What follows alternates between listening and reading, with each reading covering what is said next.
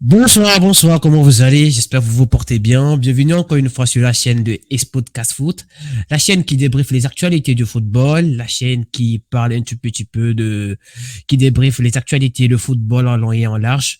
Nous sommes trois aujourd'hui avec l'équipe. On va essayer de nous présenter. Moi, c'est Roland. Je vais laisser les autres se présenter. Comment ça va, Bira? Tu peux te Oui, présenter? ça va très bien. Alors, moi, c'est Biran. On va essayer de débattre sur différents thèmes aujourd'hui et c'est un plaisir de vous rejoindre. Alors, merci beaucoup, Bira. Euh, alors, Jules, comment ça va? Tu peux te présenter un peu? Ça va bien, Roland? Ça va, Biram? Oui, ça va très bien. Moi, c'est Jules Sall, comme Biram l'a dit. On va essayer de parler du Barça et d'essayer de voir ce qui ne peut pas pour le moment. J'espère que vous êtes prêts en tout cas, parce qu'aujourd'hui, bon, le Barça vient de disputer vraiment un match fou, un match qui a été fou jusqu'à la 94e ou 93e minute, je pense, qui a été, qui a été sanctionné par un but de Lewandowski, vraiment à 1-0. Bon, les amis, j'aimerais vous poser une question ce soir. J'aimerais savoir, dites-moi, vraiment, le Barça, c'est quoi le problème? Qu'est-ce qui ne marche pas? Parce que, quel a été déjà le parcours en Ligue des Champions du Barça, selon vous, mon cher Bira? Alors, pour le Barça, ça va pas être difficile d'en parler parce que je pense que, comme beaucoup de footix, on sait très bien que le problème principal du Barça aujourd'hui, c'est l'ADN.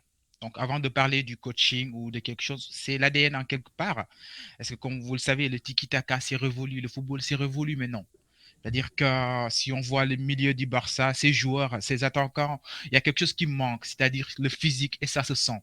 Supposons les matchs contre le Bayern, par exemple, aller comme retour, ou bien les matchs contre l'Inter de Milan, ils ont été éliminés sur la file avec un jeu physique vraiment hyper important qui n'existe pratiquement pas au Barça. Alors, pour ce faire, je pense bien que on doit remonter le temps, essayer de regarder un tout petit peu en arrière, chercher des informations ou bien essayer de regarder des vidéos. Parce qu'au début, ce Barça de 2009-2012 jusqu'à maintenant qui jouait toujours les derniers rôles de la Ligue des Champions, aujourd'hui, ce Barça est quasi inexistant. En d'autres termes, je peux dire aussi qu'il y a un souci par rapport au Barça, c'est que c'est une équipe qui est en reconstruction. Et comme vous savez, la reconstruction, ça prend du temps. Donc, généralement, des coachs qui viennent parce que les dirigeants sont exigeants, ils veulent avoir des résultats, certainement. Mais quand même, le résultat ne peut pas être obtenu en une seule saison ou deux. Ça demande du temps. Mais aussi, il faut savoir les styles de jeu proposés par le coach. Est-ce que ça va par rapport au principe du Barça, qui est le tiki-taka? Est-ce que ce style va marcher ou pas? Bah, le temps nous le dira. Mais pour moi, les deux choses principales, c'est les styles de jeu, mais aussi il y a un rôle primordial. Le football aujourd'hui est révolu. Et si on n'a pas de milieu de terrain Monday, comme Tamwa Partey, comme pas mal d'autres milieux de terrain, le temps de Yaya Touré, par exemple, et qu'on sort, ça n'existe plus au Barça. Donc, il faudrait que l'on essaie un tout petit peu de regarder les styles de jeu, d'y revenir et de voir et reconnaître enfin que le monde a révolu, le football a changé. Donc, aujourd'hui, physiquement, si on n'existe pas, c'est impossible d'avoir des résultats. D'accord. En tout cas, tu as essayé vraiment de résumer, en tout cas selon moi, un peu les mots vraiment dont souffre vraiment le FC Barcelone. Et c'est un peu compliqué aujourd'hui, c'est un peu compliqué vu déjà le début de saison compliqué qu'ils font. Mais j'ai l'impression aussi que non seulement il y a un problème structurel, c'est-à-dire genre, des cadres au fait, structurés au niveau des cadres déjà qui sont dans l'équipe, je pense qu'il faut vraiment laisser partir. Il y a certains cadres que je pense qu'il faudra laisser partir, moi, et essayer de changer un tout petit peu aussi le dynamisme, le système de jeu du Barça. Tout le monde aujourd'hui le connaît. Toutes les équipes aujourd'hui, dès qu'ils tombent sur le Barça, ils savent déjà que dès que tu mets un tout petit peu d'intensité dans le jeu, tu essaies juste de bloquer Busquets, le jeu du Barça est coincé, rien ne marche. Vous voyez un peu. Bon, c'est ce que moi je pense. Et j'ai l'impression, le grand Barça contre le Bayern, a de confrontation en aller-retour, j'ai vraiment pas vu un Barça. Par contre, à l'aller, le premier match à l'aller, j'ai vu vraiment un Barça en premier mi-temps qui a proposé un jeu très, très, très dynamique, un super jeu, mais juste qu'il n'arrive pas vraiment à concrétiser les occasions. le pourquoi il y a Lewandowski qui est là, mais j'ai toujours l'impression qu'il y a un problème qui se passe dans ce club qui n'arrive pas vraiment à être résolu dans de brefs délais. Il y a quand je parlais des cadres, je faisais allusion par exemple à Piqué, il y a Busquets, il y a Jordi Alba, il y a Jordi Alba plutôt, des joueurs qui je pense aujourd'hui doivent petit à petit commencer déjà par essayer de faire, comment dire, passer un petit peu la main à des jeunes qui sont déjà là. C'est ce que moi je pense. Mais jusqu'à présent, je ne sais pas si Xavi est toujours l'homme de la situation, mais dans tous les cas, on va en revenir. Je laisse la parole à Jules pour pouvoir nous donner son point de vue. Bah, comme vous l'avez dit, hein, pour moi personnellement, le problème du Barça, comme vous l'avez dit, c'est les cadres en fait. Parce que je pense qu'ils ont des problèmes de leadership. De leadership. Parce que Piqué ne joue plus. Jordi Alba aussi, il est quasi inexistant pour l'instant. En plus, comme Biran l'a si bien dit, le milieu de terrain qui a besoin de physique. Et le coach qui s'obstine à vouloir faire jouer des gosses qui n'ont pas assez de physique. Le football actuellement, ça rime avec le physique. Vous l'avez vu, son milieu, voilà. Donc pour moi, personnellement, le problème du Barça, ce sont... En plus, il y a le problème des recrues. Parce que ce que j'arrive toujours pas à comprendre, c'est les recrues dont le Barça a fait. Ils avaient Alonso, au même titre que Baldé. Le jeune Baldé peut prendre le couloir gauche. En plus, il y a Franck Kessié, notre ami, qui est sur le banc, qui joue plus. Et pourquoi Xavi ne prend pas ses responsabilités, en fait? Parce que dans les matchs contre le Barça, on l'a si bien vu, en aller et retour, dans les matchs contre le Barça, il n'y a pas de Busquets. Busquets, il n'existe pas. Aux côtés de Goretzka, il n'existe pas. Donc pour moi, le problème du Barça, c'est son jeu révolu. Le tiki-taka, c'est un jeu révolu. Maintenant, le jeu est beaucoup plus physique, beaucoup plus rapide. Les gars, ils forment leur jeu sur des contres rapides, sur des attaques placées rapides. Bah voilà, c'est ça. C'est ce que je pense. Mais est-ce que aujourd'hui, vous pensez que est-ce que c'est seulement le jeu, aujourd'hui, le jeu du Barça qui pose problème, ou bien c'est-à-dire moi j'ai l'impression hein, que peu importe le coach aujourd'hui qui viendra au Barça, et en plus le Barça ne choisit pas n'importe quel coach aussi, il choisit toujours des coachs un coach qui viendra représenter un petit peu l'identité du jeu du Barça. Quand vous voyez la plupart des coachs qui passent, il y a toujours le jeu de tiki-taka qui est toujours là, et il n'y a pas vraiment d'amélioration, et même les recrutements, quand vous voyez le recrutement qui a été fait cette année, moi j'ai vu le nombre d'argent qui a été dépensé sur le mercato. Je m'attendais vraiment à quelque chose de solide. Je sais que ça va prendre du temps avant que la mayonnaise ne puisse prendre, mais quand même, je m'attendais pas vraiment à une élimination en phase de groupe en Ligue des Champions quand même. Sinon, ça risque d'avoir des impacts négatifs sur l'économie du club. J'en dis ce qu'on vient pas. Mais moi, j'ai l'impression que déjà, il faut d'abord trouver un excellent coach et d'abord changer l'histoire de ADN. ADN, bon, je sais qu'il y a beaucoup de clubs qui ont leur propre, par exemple, le Bayern, ils ont leur ADN, le Liverpool, ils ont leur propre style de jeu basé sur l'intensité. Comment on appelle City avec Guardiola qui est le maître-nome de son équipe. En tout cas, moi je dis toujours c'est Guardiola qui est la star de son équipe, c'est pas le joueur. Il y a comment on appelle l'équipe là. Bref, moi j'ai l'impression qu'il faut d'abord un excellent coach, un coach qui peut vraiment changer un peu, un coach hors espagnol, un coach différent des Xavi, comment on appelle des commandes et ses consorts. C'est ce que moi je pense.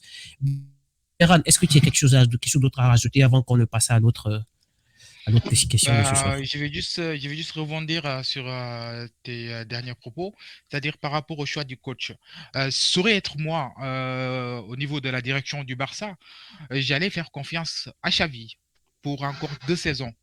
mais sous condition que les dirigeants puissent prendre leurs responsabilités et parler avec Xavi. À un moment donné, il y a trop de liberté à un coach, ça pose des problèmes. Donc, parfois, il ne faut pas trop imposer, mais parfois aussi, il ne faut pas trop laisser faire. Parce que je T'inquiète pense que pas, on en revient tout de suite par rapport à D'accord, Xavi. On va ça aborder marche. la question de Xavi. Ça marche Bon, alors. comme tu viens de le faire, même c'est une excellente ça sera vraiment une très bonne transition. On va d'abord, genre, essayer, vas-y, continue. Essayons de se lancer par rapport à la question Xavi. Xavi, l'homme de la situation. Bah alors, Ouais. déjà, je pense il a été choisi en premier lieu par les supporters du Barça. On a tous clamé l'arrivée de Xavi lorsqu'il faisait des résultats au niveau du Qatar. Mais il y a des mondes différents, des réalités différentes. Le style de jeu est différent, les championnats aussi étaient différents. Parce que gagner avec Al Sada ne signifie pas que vous allez gagner avec le Barça. C'est deux choses totalement différentes peut-être. Mais dans la mesure du possible, bien sûr, je disais tout à l'heure qu'il peut être l'homme de la situation si et seulement si il essaie de mettre de côté le patriotisme. Parce que on ne veut pas de patriotisme en matière de football, on veut des résultats. C'est-à-dire qu'il faut mettre la place qu'il faut, les jours qu'il faut. Et il en a. Aujourd'hui, si on voit les recrues du Barça, mais attends, quelle équipe sur le papier, il n'y a aucune équipe qui peut vraiment rivaliser avec le Barça sur tous les flancs de A à Z. Mais ça cloche où? Le choix du coach. Ça peut être mis peut-être en point d'interrogation. Certainement, les choix du coach, ce sont-ils des choix justes ou bien des choix vraiment purement espagnols? Politique. Politique, ouais, on peut dire comme ça. Je pense que ce sont des choix politiques, à mon humble avis, parce que je ne peux pas concevoir que vous avez un joueur comme l'Ivoirien Franck Kessié qui est sur le banc. Non, mais, vous imaginez, c'est inadmissible. Et puis, pourquoi il nous force de Jordi Alba, qui n'a plus vraiment assez de carburant pour continuer la route? Il faut le dire. Parce qu'à chaque match, Jordi Alba offre des buts ou bien un but contre le Bayern. Il y a pas mal de choses qu'on peut mettre en doute. Mais si je dis qu'on peut faire confiance à Xavi, c'est par rapport au long terme. Parce qu'aujourd'hui, il faudrait vraiment peut-être que les situations ne sont pas pareilles. J'ai fait juste référence à notre coach national, Aliou Cissé, par exemple, aujourd'hui, qui fait des résultats, mais qui ne propose pas de jeu extraordinaire avec ses joueurs. Mais aujourd'hui, le football, c'est pas du beau jeu, c'est le résultat qui compte. Effectivement. Alors, si on veut avoir des résultats exacts, je pense que les choix du coach devraient être revus, mais on se base sur le long terme, sous condition que les dirigeants puissent parler avec le coach. Je pense qu'il peut être l'homme de la situation. Dans tous les cas, d'après ce que moi je vois, c'est-à-dire toi, tu es toujours partant, tu penses toujours que Xavi est toujours l'homme de la situation. C'est ce que je pense. Je pense qu'il est toujours l'homme de la situation parce que si Xavi part, il y a un coach qui va revenir 2-3 mois, on va changer de coach. Il y a combien de coachs qu'on a changé entre 2018, 2019, 2020, 2021, 2022? Il y en a beaucoup, mais les résultats sont toujours pareils. Donc, à un moment donné, peut-être que c'est pas changer le coach, il faut changer des stratégies. Changer des stratégies. Il y a un coach qui est là, économiquement parlant. Il y a de l'argent qui part parce qu'à chaque fois que vous licenciez un coach, on paie de l'argent derrière. Il y a beaucoup de choses qui se passent et à un moment donné, on était en faillite. Le Barça était en faillite. Donc, il faut le reconnaître. Donc, un club qui est déjà en faillite, on ne peut pas se permettre vraiment de licencier des coachs à tout moment sans pour autant avoir des résultats positifs. Alors, si on mise sur le long terme, excuse-moi, juste je termine une petite seconde. Si on mise sur le long terme, Xavi peut être l'homme de la situation, mais il y a condition qu'il nous donne des résultats. Et pour des résultats, il faudrait revoir les choix. Voilà. Pour te donner un exemple, par exemple, prenons le Chelsea qui a gagné la Ligue des Champions. Le Chelsea qui a gagné la Ligue des Champions était sous Lampard. Sous Lampard, ils ont fait un mercato XXL avec de très gros recrutements. Mais quand Lampard a commencé, quand ça ne marchait pas, ils ont pris qui? Ils ont pris Tuchel. Tuchel qui a quitté Tuchel qui a été licencié après une finale de Ligue des Champions avec le Paris Saint-Germain. Ils ont pris Tuchel. Et quand Tuchel est venu, qu'est-ce que Tuchel a fait? Tuchel a essayé de remettre de rebattre un peu les cartes et redynamiser l'équipe. Toi, tu ne penses pas aujourd'hui que un nouveau coach peut vraiment essayer de redonner un peu du sang neuf à l'équipe, essayer de rebattre un peu les cartes. Peut-être c'est parce que c'est Xavi, peut-être c'est parce que genre les Piqué, les Alba, les Busquets et tout, ils connaissent Xavi, ils ont eu une relation un peu amicale ou fraternelle un peu avec Xavi. C'est pas à cause de ça que Xavi aussi a un peu les mains et les pieds liés par rapport à certaines prises de décision? Alors, à mon humble avis, je pense bien que Xavi est un professionnel avant tout. Parce que diriger le Barça, c'est pas n'importe qui. Et il sait très bien exactement comment il doit faire par rapport à ses relations, parce qu'il n'y a pas de sentiment. Tu as bien fait de préciser le cas de Thomas Tuchel avec Lampard, parce que Tuchel, si vous regardez bien, il a gardé la même équipe, l'encadrement, après le passage de Lampard. Et ça, il joue, parce que c'est une continuité. Donc, ce ne sera pas pareil parce qu'avec le Barça aujourd'hui, si vous venez, vous changez toute l'équipe, l'encadrement derrière, on change tout de A à Z, ce qui veut dire recommencer à zéro, ce qui sera une perte de temps. Exactement.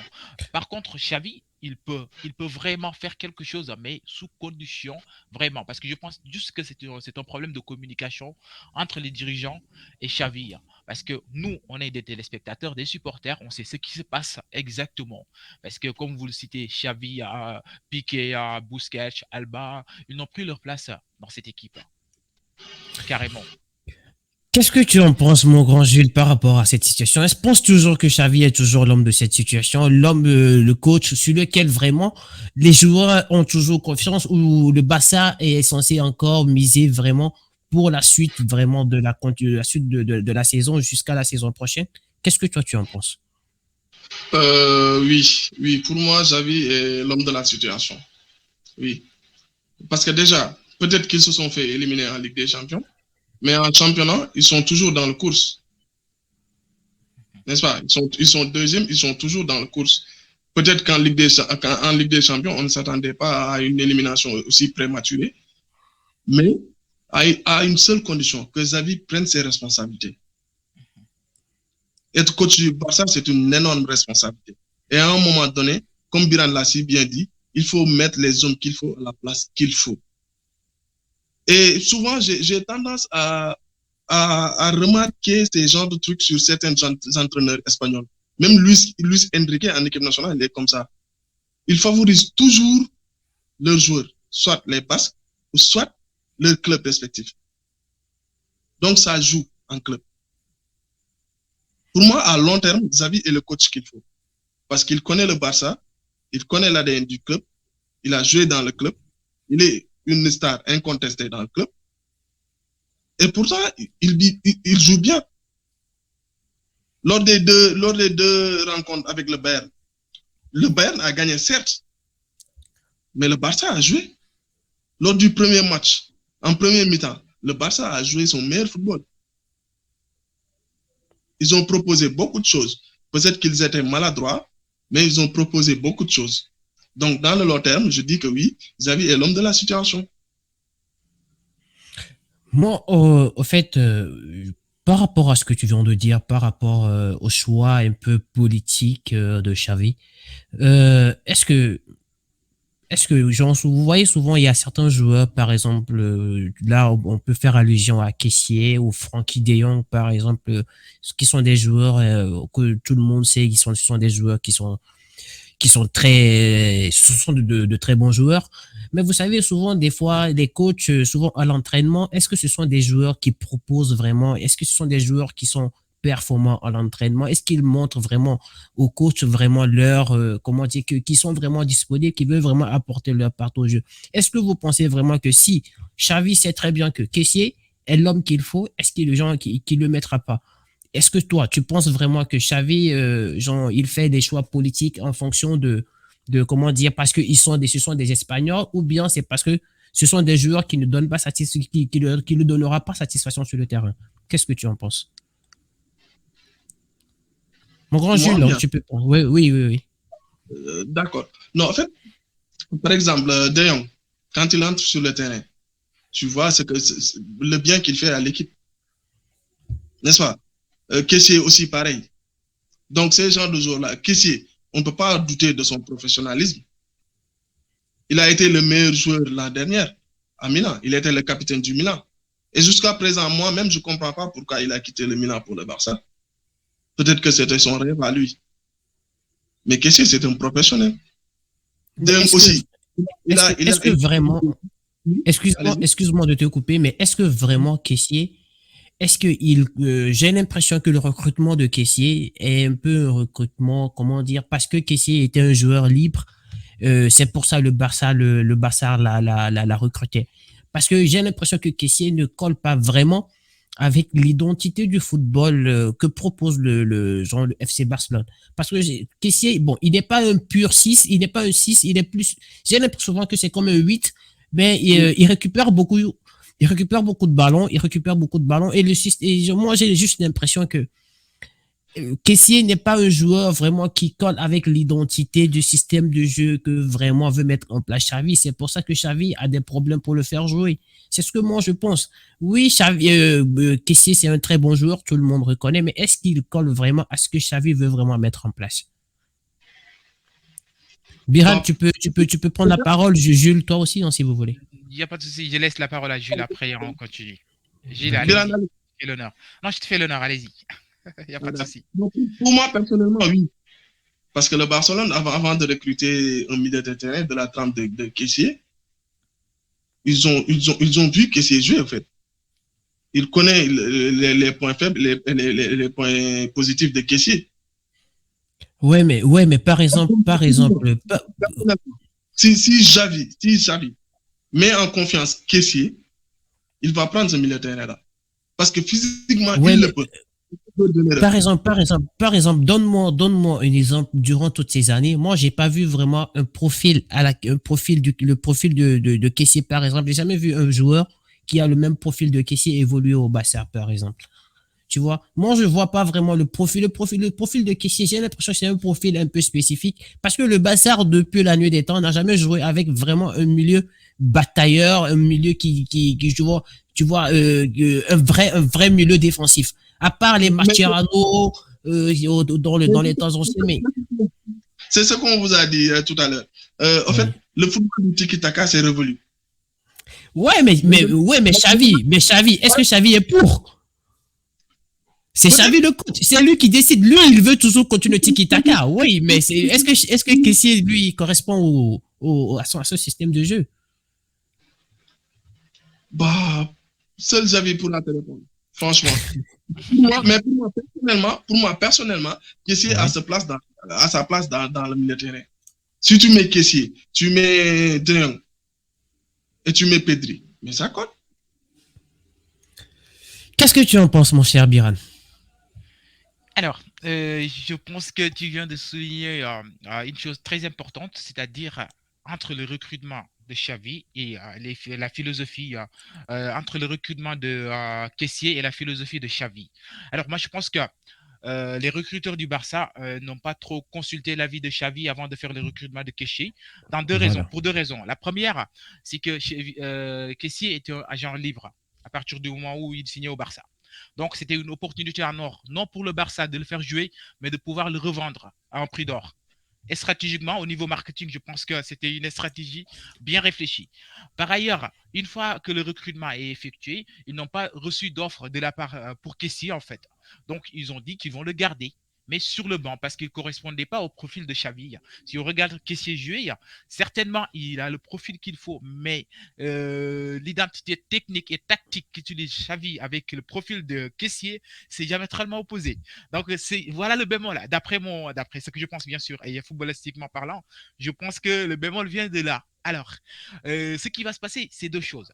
Parce que peut-être aussi que les recruteurs du Barça, en recrutant Kessié, ils pensaient que l'identité ou bien le jeu, le style de jeu que va proposer le nouveau coach, il va correspondre au profil de Kessié.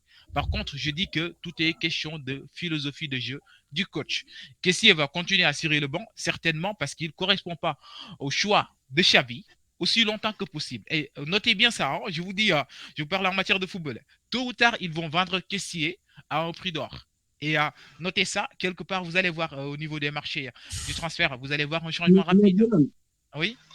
Mais Biran, si Kessié ne joue pas, sa valeur marchande va baisser.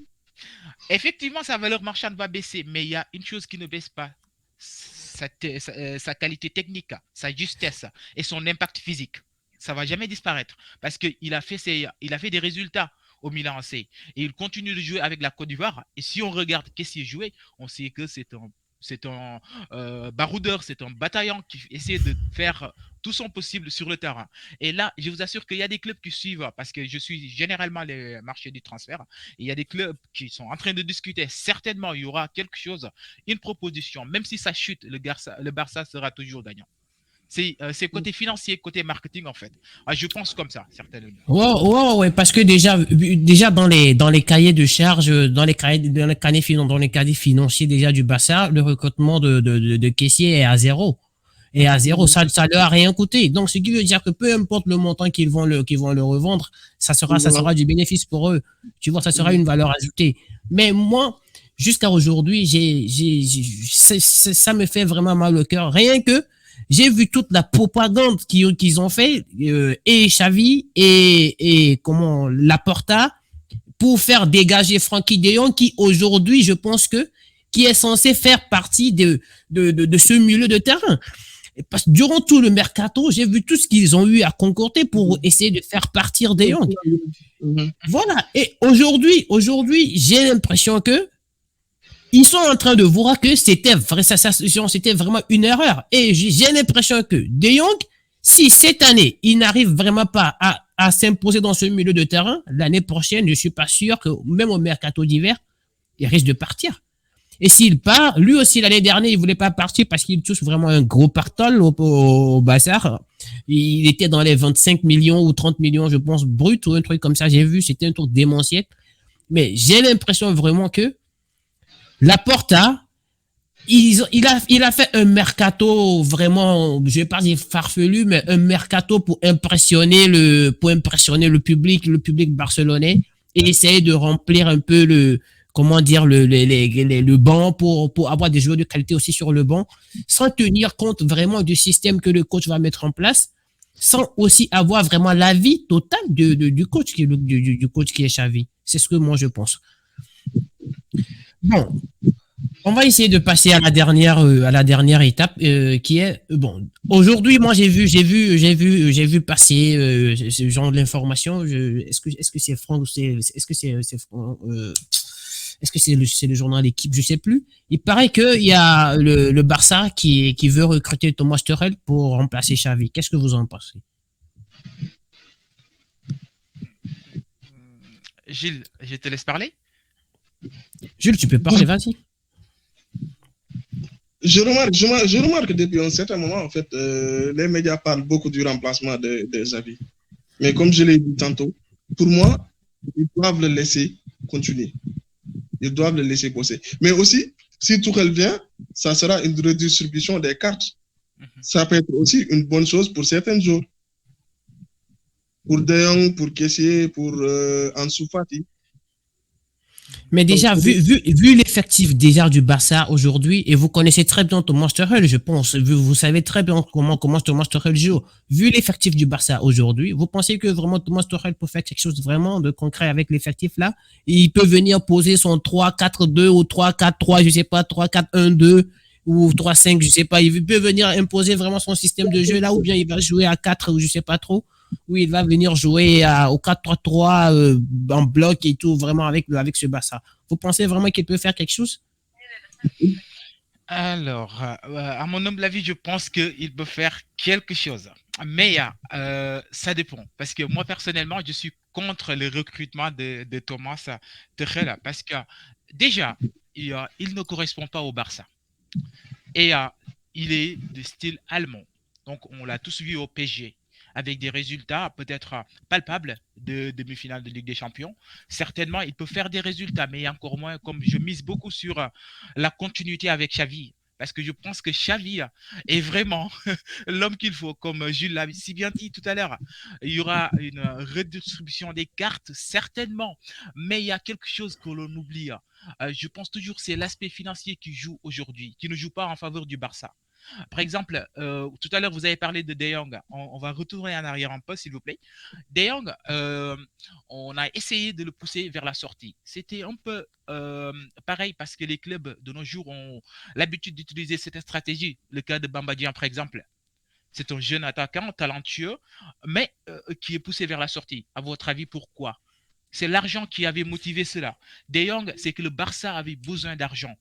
parce que c'est tout ce que De Jong, on ne peut pas avoir un milieu de terrain beaucoup plus vraiment extraordinaire au Barça que De Jong. C'est un joueur qui a du talent, mais aussi qui a du répondant au niveau du terrain. Alors là, Thomas Tuchel, moi personnellement, son style, il a fait des résultats, il a remporté la Ligue des Champions avec Chelsea, mais personnellement, c'est pas un coach qui me séduit. Il ne me séduit pas du tout. Ça dépend. Parce que si aujourd'hui vous voulez faire entraîner le Barça par Thomas Tuchel avec cette mentalité allemande, ça ne va pas fonctionner. Ça ne va pas marcher du tout. Et là, au lieu d'avoir des résultats, on sera déçu. Parce que il va juste peut-être s'ajouter aux longues listes des coachs qui ont été remplacés par le Barça pendant des années, pendant de très longues périodes, et ça va continuer. Pour moi, Tuchel n'est pas l'homme qu'il faut. Par contre, avec Xavi, on peut vraiment faire quelque chose d'extraordinaire.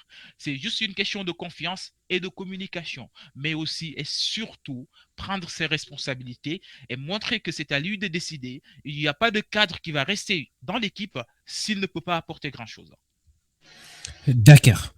En tout cas, est-ce que mon cher Jules a quelque chose à rajouter par rapport à ce que vient de dire mon cher Biran? Je dis juste que par rapport à notre expérience, nous supporters de Manchester United, à qui la vie est trop dure. Dans tous les cas, je pense que demain, on va évoquer votre sujet demain. J'espère que nos chers internautes seront là pour nous suivre et tout. On va essayer vas-y, je te laisse terminer, vas-y. Voilà, je pense que à tout moment changer de coach, ça ne mène à rien. Et comme l'a dit, il y a l'aspect financier. On sait tous que le Barça a besoin d'argent. Et la plupart de leurs joueurs qu'ils ont recrutés, ils doivent de l'argent à d'autres clubs. Donc, chaque année, si tu recrutes de nouveaux entraîneurs sans leur donner le temps de construire quelque chose, et surtout, il faut que les fans du Barça sachent que ce Barça-là est en construction. Ils sont en construction. Ils ont besoin de temps. Xavi a besoin de temps. Peut-être qu'il doit prendre beaucoup plus de responsabilités, de mettre ses amis, entre guillemets, de côté, parce qu'on sait tous que Xavi, Alba, excusez-moi, Piqué, Busquets, normalement, voilà, c'est pas en direct. Il doit prendre ses responsabilités et faire confiance aux jeunes, faire confiance à De Jong surtout, et jouer le jeu du Barça. C'est ça. Bon, moi déjà, bon, pour conclure ce podcast vraiment très enrichissant, j'espère que vraiment nos internautes vraiment seront ravis d'écouter vraiment les arguments de chacun. Mais moi, je pense vraiment que vu à ce qu'on se disait au début par rapport au jeu tiki-taka du Barça, moi j'ai l'impression qu'avec Xavi, ça ne changera pas. Moi, je serais vraiment pour le changement de coach, que ce soit Thomas Tuchel, Antonio Conte, peu importe. Je sais que ce sont des coachs qui n'ont rien de l'ADN du Barça.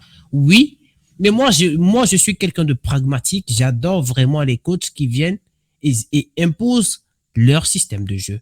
Parce que moi, Xavi, jusqu'à preuve de contraire, on le connaît en tant que joueur.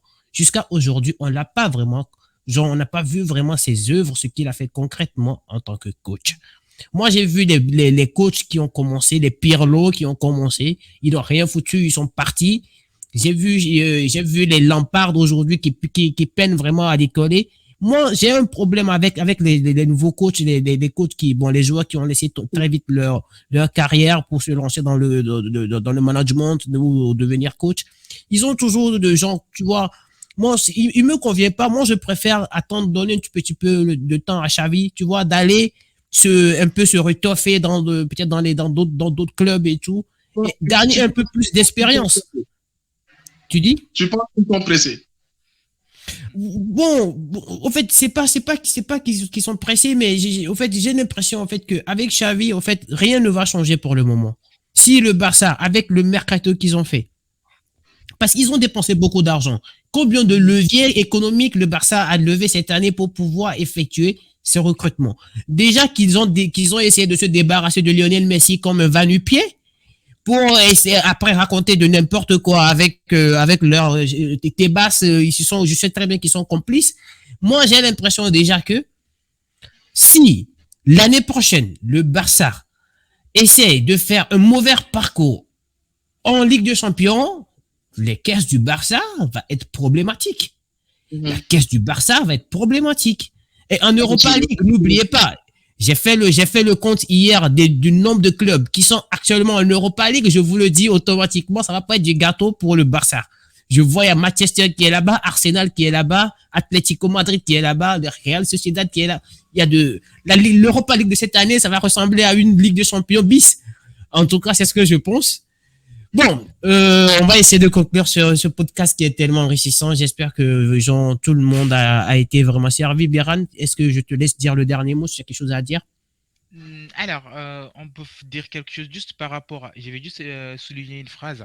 Le fait d'être un bon joueur ne va pas forcément faire de vous un bon coach. Parce que jouer au football et être coach, c'est deux choses différentes en fait. Donc, il faudrait aussi que ces entraîneurs-joueurs puissent vraiment prendre le temps nécessaire. Parce que Xavi, il a été pressé, quoi qu'on puisse dire. Parce que, comme je l'ai dit, ce sont les supporters, ce sont les dirigeants barcelonais qui ont choisi Xavi. Donc, si ça existe réellement, parfois c'est un peu compliqué parce qu'on avait Pirlo, on avait Lampard. Il n'y a rien d'extraordinaire. Il ne propose rien d'extraordinaire, rien de concret. Donc, prendre le temps d'apprendre, d'investir, de faire des recherches, revenir en force, là je suis d'accord. Mais par contre, venir brûler les étapes, Xavi a fait des résultats avec Al-Sadd, encore c'est à Qatar, donc c'est pas en Italie, c'est pas en France, c'est pas en Allemagne, mais à Qatar. Et revenir directement au niveau du Barça, pour moi ça a été trop téléphoné. Et on prend le temps de se construire, d'étudier, de rechercher et de venir en force. Pourquoi pas? Rien ne presse.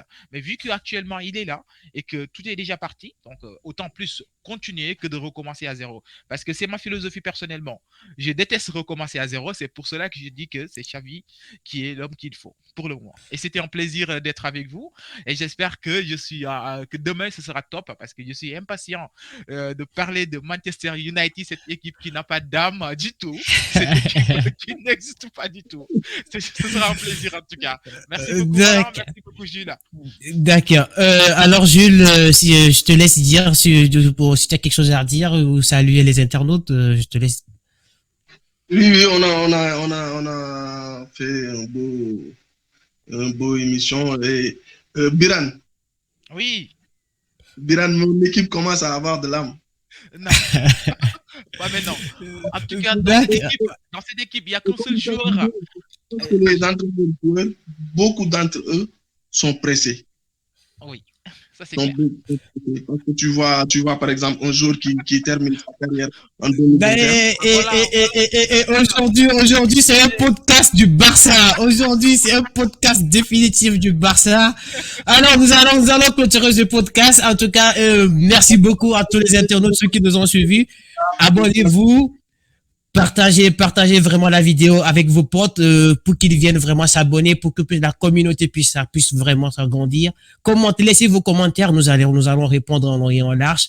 En tout cas, on vous donne rendez-vous demain. Soyez là. Allez, passez une très bonne soirée.